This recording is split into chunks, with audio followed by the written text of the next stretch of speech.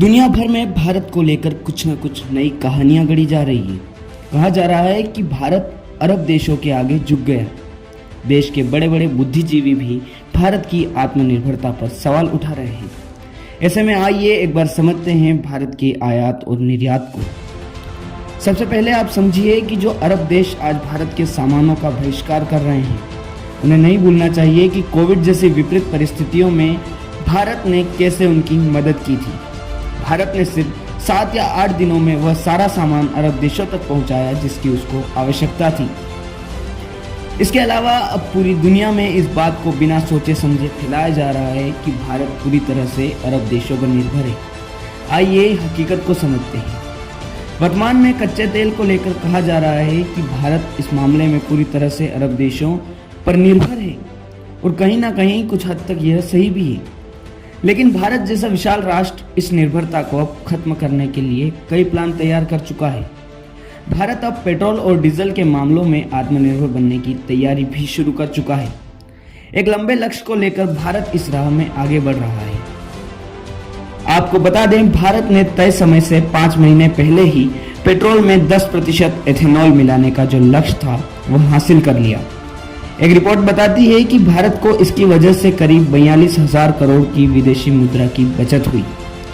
आगे अब भारत सरकार का लक्ष्य है कि 2025 तक 30% एथेनॉल को पेट्रोल में मिलाना है। इसके अलावा भारत अब बिजली से चलने वाले वाहनों को भी बढ़ावा दे रहा है। इससे भारत की जो आत्मनिर्भरता है वह अरब देशों पर कम हो जाएगी। इसके अलावा आपको यह भी जानना जरूरी है कि अगर भारत किसी मामलों में अरब देशों पर निर्भर है तो अरब देश भी कहीं ना कहीं भारत पर कई तरह से निर्भर है। अरब के लगभग 20 से ज्यादा देशों में भारतीय कंपनियों का निवेश है। वहां की अर्थव्यवस्था में एक बड़ा योगदान देता है। वहीं अगर मैन पावर की बात करें तो यूएई, कतर और बहरीन जैसे कई देशों में भारतीय बड़ी संख्या में रहते हैं, जो वहां के सभी खास सेक्टर, चाहे वह हॉस्पिटल, बैंकिंग या फिर फाइनेंस हो, सभी में भारतीयों का एक अलग ही योगदान है। आपने एक तरफा बात तो बहुत सुनी, भारत तेल के लिए निर्भर है, भारत झुक गया। लेकिन अब समझिए, अगर भारत अकड़ पर आया तो कैसे सभी को झुकना पड़ सकता है। भारत दुनिया में गेहूं निर्यात के मामलों में शीर्ष देशों में आता है।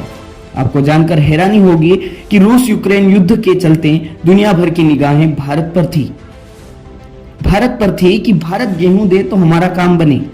यूएई की बात करें तो लगभग 4 lakh metric ton Bharat UAE को निर्यात करता है, जो कि वहां की 30% जनसंख्या खाती है।